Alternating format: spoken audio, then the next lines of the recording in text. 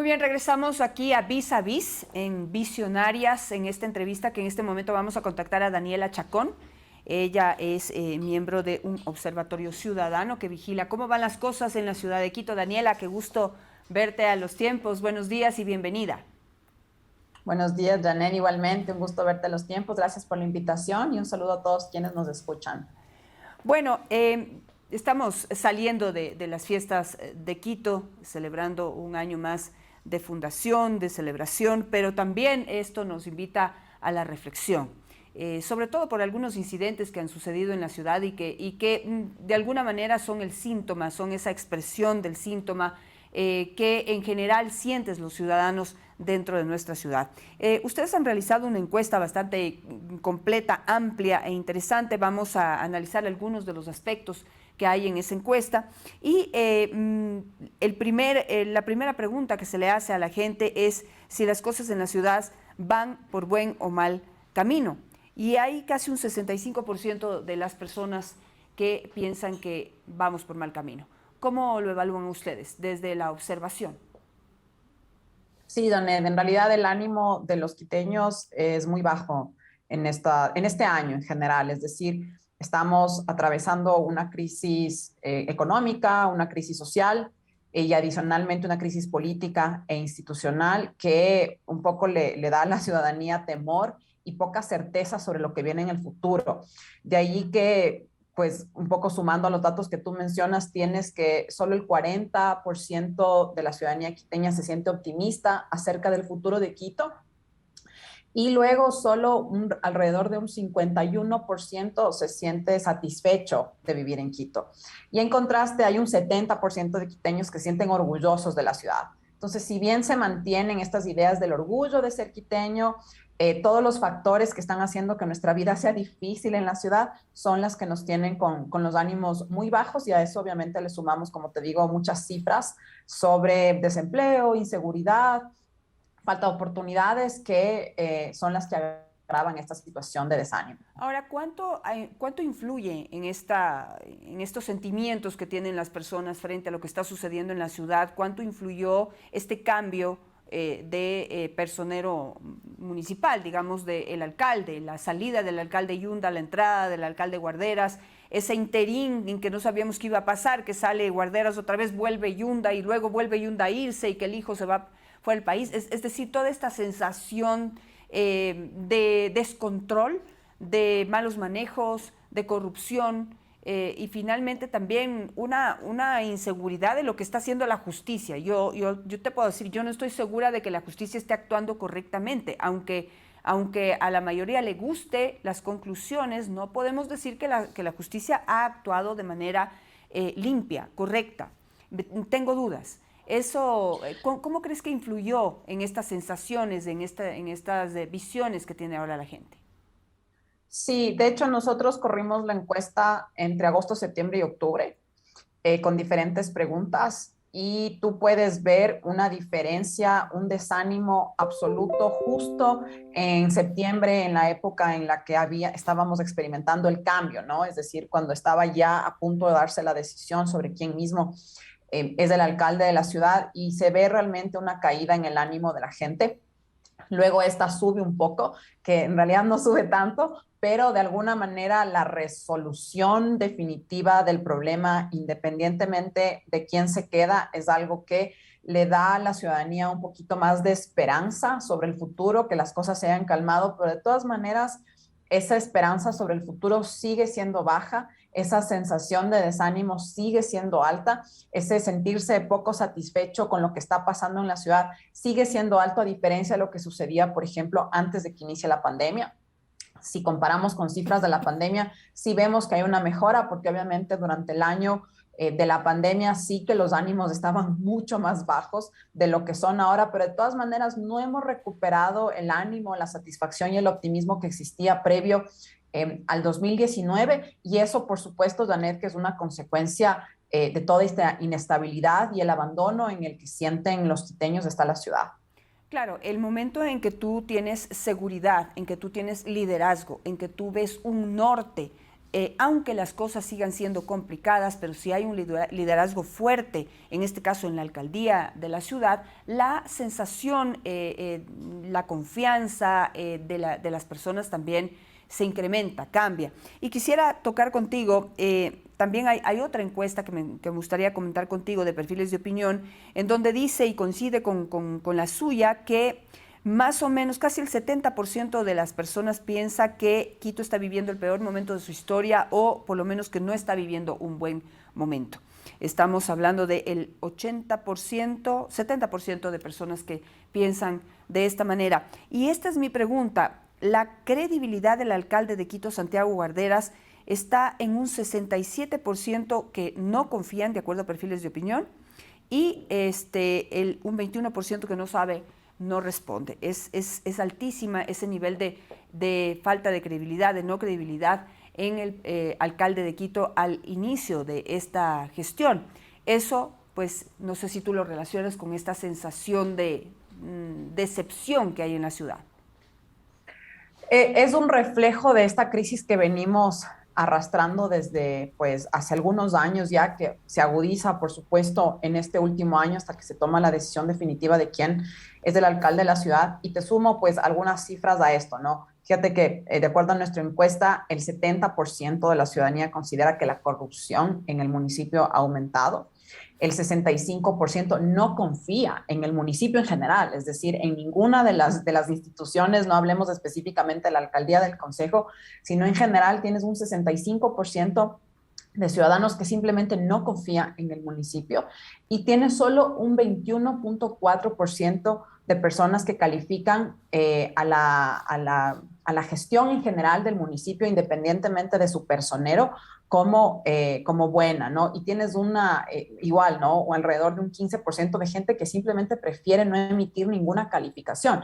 Entonces, estas cifras que muestran la encuesta de perfiles de opinión, que son pues similares a la encuesta que nosotros levantamos a través de Quito Cómo Vamos, son el reflejo claro de esa crisis que ya no depende de quién está en la cabeza, ¿no? Es decir, hay una sensación de que el municipio ha dejado de funcionar la gente, una sensación de que quienes están ahí, insisto, independientemente de quiénes sean estas personas, más aún cuando han venido de un proceso que ha sido poco legítimo, es decir, el actual alcalde Guarderas entra con el exalcalde Yunda, entran con el mismo partido, un partido de alquiler, un partido que ya vimos fue eliminado de los registros políticos. Entonces, todo esto suma a que después de este proceso veamos estas cifras tan altas de desconfianza y de desánimo de la ciudad, ¿no? Y vamos a entrar así al proceso electoral el próximo año. Y no es muy pronto para calificar la gestión de un alcalde que acaba de posesionarse. Aquí, de acuerdo a las cifras de perfiles de opinión, y no sé cuáles son las de ustedes, pero hay prácticamente un 79% de las personas que califica su gestión entre mala y muy mala o no sabe y no responde. Entre mala y muy mala tenemos más o menos, son casi un 50% de personas que piensan que la gestión es mala y muy mala, pero no es muy pronto para calificar o para descalificar a un funcionario que apenas se está posesionando, tratando de organizar el tema. ¿No deberíamos darle una oportunidad, un chancecito para ver qué hace? Bueno, nosotros no nos enfocamos tanto en la evaluación de las autoridades, es decir, hacemos una evaluación que la hicimos, como te digo, entre agosto, septiembre y octubre. Nos enfocamos mucho más en los problemas de calidad de vida de la gente. No hemos medido al alcalde Guarderas, hemos medido en general al municipio. Y pues es que esa es la gestión, Janet. Yo pienso que si es que el alcalde Guarderas hace bien las cosas, pues en unos meses, cuando se vuelvan a hacer las mediciones sobre la evaluación de su gestión y demás, podremos ver algunas cifras de cambio. Pero cuando uno asume un reto de esta naturaleza, una persona que además ha estado expuesta porque ya fue vicealcalde, porque además estuvo a cargo de los temas de movilidad, conforme a la delegación que en su momento le dio el exalcalde Yunda, con una importante exposición, por supuesto que hay unas expectativas altas de la ciudadanía respecto de entrar a una gestión en la que inmediatamente se puedan hacer algunos cambios. Sí, por supuesto que las cosas toman tiempo, sí, por supuesto que es pronto para saber si es que esa gestión va a ser efectiva o no, pero no es pronto para que la ciudadanía se pronuncie. y que diga un poco cuáles son sus Así es. expectativas respecto a lo que está pasando, y creo que eso es lo que estamos viendo con las cifras. Y bueno, al último vamos a hablar un poco del metro y de Quito y la movilidad y lo que ayer dijo el presidente de la República y lo que podría, el giro que podría dar la gestión justamente del alcalde Guarderas si lo que dijo ayer se convierte en realidad. Pero analicemos cuáles son los problemas que más preocupan a la ciudadanía en este momento y en donde debería enfocarse el alcalde Guarderas para poder generar esa sensación de confianza, subir esos niveles de credibilidad, pero pues dependiendo de lo que haga. El problema número uno es el de inseguridad ciudadana, que en el 2020 ustedes lo han medido en 24,4% y en el 2021 estamos en 36,2%, es decir, ha subido esa sensación de que la inseguridad es el principal problema que está en la ciudad. No sé qué podemos decir de esto, qué se puede esperar de las autoridades para que puedan mejorar este problema que ya no es de la inseguridad ciudadana quizás a la que estábamos acostumbrados. Ya vemos que estamos metidos en un tipo de inseguridad en donde hay ya bandas organizadas, delincuencia organizada que está inmiscuida y el problema se torna mucho más complicado. Hay una cosa importante que mencionar, Janet, y es que a diferencia de lo que pasa en Guayaquil, el crimen en Quito es distinto. Y esto es importante señalarlo porque eso permite orientar adecuadamente las estrategias y las políticas que tiene que implementar la actual alcaldía para enfrentar el problema de inseguridad. En la ciudad, si bien los homicidios han incrementado en alrededor de 20, 25 homicidios de lo que fue el año pasado. Estos homicidios están relacionados, por ejemplo, con el uso de armas blancas, que eso usualmente implica problemas de convivencia ciudadana, por ejemplo, que se salen de las manos, robos, por ejemplo, que también se salen de las manos y terminan en muerte. Riñas callejeras que se salen de las manos y terminan en muerte. Entonces, hay ahí un importante factor sobre delitos de oportunidad. Delitos de oportunidad que usualmente son el robo y el hurto, que son los delitos sobre los que más se quejan los quiteños, los que más han enfrentado. Esto no tiene una relación directa con el tema de sicariato, por ejemplo, pero por supuesto que implica un incremento de la inseguridad. Y aquí es donde la alcaldía sí que puede hacer muchas cosas, porque, por ejemplo, el combate al narcotráfico y el sicariato, que no digo que no haya y que no lo tengamos que hacer en Quito, por supuesto que sí, eso le compete directamente a la Policía Nacional y es pues relativamente poco lo que la alcaldía puede hacer respecto de ese problema específico. Pero cuando ya estamos hablando de delitos de oportunidad, del incremento de la inseguridad en términos de robo, de hurto, de delitos a la propiedad, de delitos a la integridad de las personas y de estos homicidios agravados por problemas de convivencia ciudadana, el municipio tiene mucho que hacer en términos de mejora del uso del espacio público, regulación del uso del espacio público, iluminación. Nuestra encuesta, por ejemplo, señala que el 68% de las mujeres se siente insegura en la ciudad por falta de iluminación, por el tema del acoso sexual callejero y la violencia sexual. Entonces, ahí hay unas estrategias muy claras que le van a permitir a esta alcaldía poder reducir la oportunidad del cometimiento del delito de esta naturaleza y mejorar los niveles de inseguridad. El otro problema que preocupa a los quiteños, que es un problema que también preocupa a los ecuatorianos, es el tema de desempleo. Y allí ustedes planteaban que el municipio sí podría trabajar en algún proyecto, principalmente para las personas que sufrieron el impacto del desempleo a raíz de la pandemia del coronavirus. ¿Cuál es esa propuesta en concreto? Fíjate que los datos, Janet, en esto son muy importantes y ahí es donde el municipio tiene que poner atención para desarrollar precisamente estas estrategias que nosotros estamos señalando. Una de las primeras cosas que hay que saber es que en la ciudad ha aumentado en 300% la mendicidad. No estoy hablando de personas de situación de calle, que también ha incrementado, pero lo que ha incrementado en 300% es la mendicidad. 58% de las personas que ha incrementado la mendicidad son mujeres. Del casi 40%, más o menos un 38,5% de personas que perdieron el empleo, el 40% son mujeres. Y pues muchas de las personas, por ejemplo, que han iniciado una suerte de emprendimiento durante la pandemia y que todavía lo mantienen, nos han informado que lo hacen todavía en condiciones de informalidad. Entonces, ahí tú tienes un cúmulo de cosas. El principal desempleo, la vulnerabilidad principal en la ciudad está directamente relacionada con las mujeres. Son las que más están enfrentando estos problemas.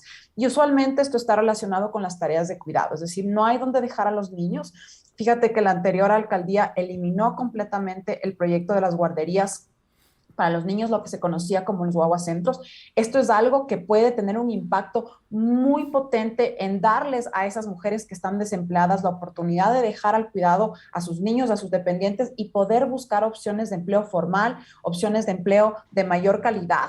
Y obviamente a esto se le tiene que sumar una estrategia muy clara para dar atención a las personas en condición de mendicidad a través de trabajo, obviamente, con el Ministerio de Inclusión Económica y Social, pero sobre todo con el tema de la regularización de las opciones de trabajo informal, que son las que más existen en la ciudad y que eso sí se puede hacer desde el municipio. Ahora, pero ahí hay algunas, digamos, esta es la modalidad que siempre ocurre en nuestro país a nivel nacional y a nivel local. Y es que todo lo bueno que hace la administración anterior tiene que ser destruida por la nueva gestión. Entonces ahí mi pregunta es, ¿qué tan probable o posible es recuperar los guaguacentros? Que, como tú lo dices, Daniela, fue un error garrafal haber terminado con esa alternativa que era extraordinaria para las madres que necesitan salir a trabajar y no tienen dónde dejar a sus niños. Segundo, en el tema, ¿qué pasa con Conquito? Conquito venía haciendo un buen trabajo con Wilson Merino al frente y cambiaron de repente justamente con la gestión de la asunción del alcalde de Guarderas. Y entonces, ¿en qué está la cosa? O sea, es impresionante cómo nos encargamos de destruir lo poco que se avanza. Bueno, ese es uno de los grandes problemas de la política en nuestro país, en realidad, no solo específicamente en nuestra ciudad, y por eso es que vemos estas cifras tan altas de desconfianza de la ciudadanía respecto a la gestión municipal, porque pues cuando existen estos cambios, cuando no hay una continuidad de las políticas, independientemente de las personas, la ciudadanía pues se siente afectada directamente y ve además que aquellas cosas que se estaban haciendo bien se descontinúan. Y aquí una cosa que es importante mencionar, independientemente de instituciones pequeñas como Conquito, que tienen presupuestos mínimos, por así decirlo, en función y en comparación con lo que es el gran presupuesto municipal, que es ahí donde hay que concentrar las acciones, ¿no? Se habla mucho de que el municipio no tiene suficiente presupuesto, que faltan recursos, y eso no es cierto. El municipio tiene un presupuesto muy importante que está pues muy mal distribuido. El Patronato San José es una de las entidades municipales que más presupuesto se le asigna al año y es ahí precisamente donde se pueden desarrollar las acciones para atender a las poblaciones vulnerables de la mano, por supuesto, de organizaciones, de instituciones municipales como Conquito, donde se fortalece las capacidades productivas, las capacidades de obtener empleo de las personas, pero de la mano de una red de protección social, Janet. La red de protección social en Quito está prácticamente destruida y en estos momentos donde la pandemia está afectando a los más vulnerables, si esa red de protección social no funciona, la recuperación,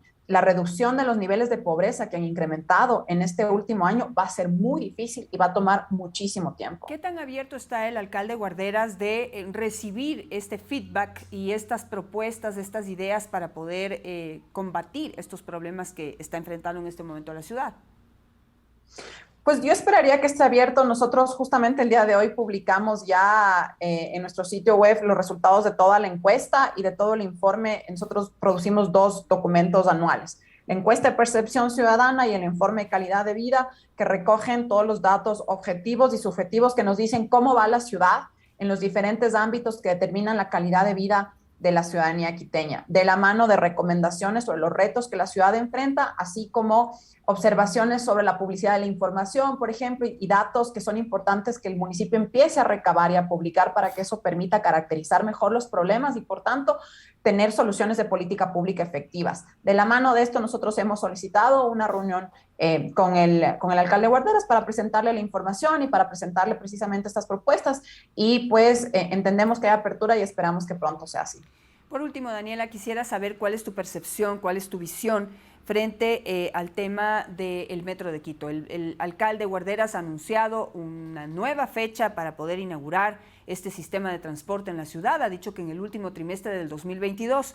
Y por otro lado, el presidente de la República nos dio un extraordinario regalo al confirmar que va a poner, el gobierno nacional va a cumplir y poner el 50% del financiamiento que necesita el Metro de Quito. Entonces, ¿cómo lo ves? ¿Ves que por ese lado vamos por buen camino? Hay una publicación internacional que dice que el Metro de Quito está listo, pero no hay quien lo maneje.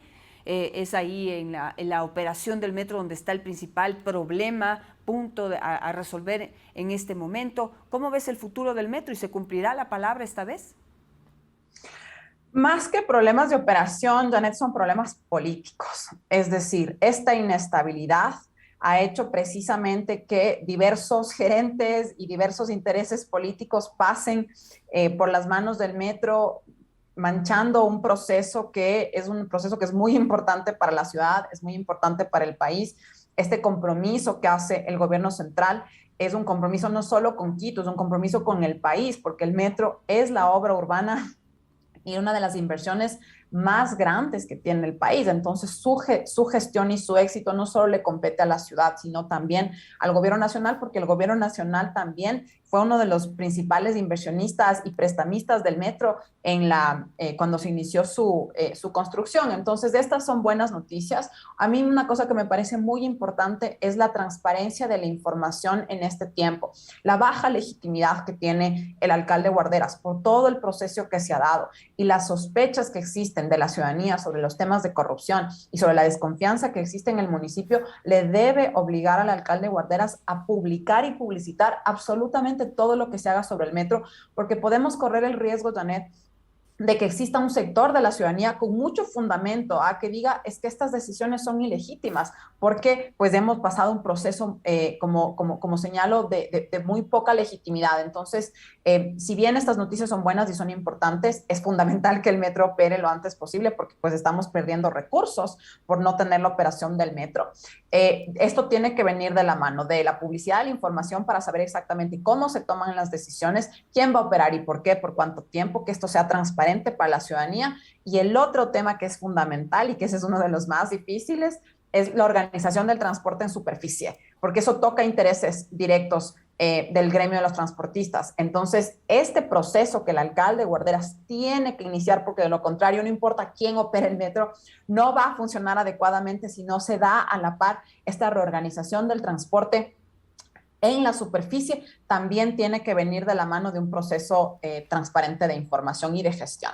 Me voy a quedar con eso, Daniela. Muchísimas gracias por estar hoy con nosotros haciendo este análisis de lo que está sucediendo en la ciudad, de la sensación que tenemos en este momento de cómo va nuestra ciudad, cómo va la alcaldía, cuáles son los principales problemas que nos afectan y también hablar de este proyecto que el momento en que se ponga en marcha, seguramente todos los demás problemas se nos olvidarán. Así somos, esperamos que el alcalde pueda ir resolviendo uno a uno y generando esa sensación de bienestar que todos necesitamos tener para poder seguir avanzando. Gracias, Daniela, por estar esta mañana con nosotros aquí en Vis a Vis de Visionaria. Siempre bienvenida. A ustedes también muchísimas gracias. Terminamos este primer día de la semana analizando estos dos temas de importancia. El resto de la semana vamos a seguir haciéndolo también. Podemos recibir sus sugerencias. Escríbanos a nuestras redes sociales @visionariasec en todas sus modalidades: Instagram, Twitter, TikTok, YouTube, en fin, todas las Facebook también, YouTube ya lo dije. Nos pueden seguir y sus sugerencias serán siempre bienvenidas. Así que nos vemos mañana. Mañana volveremos con más temas.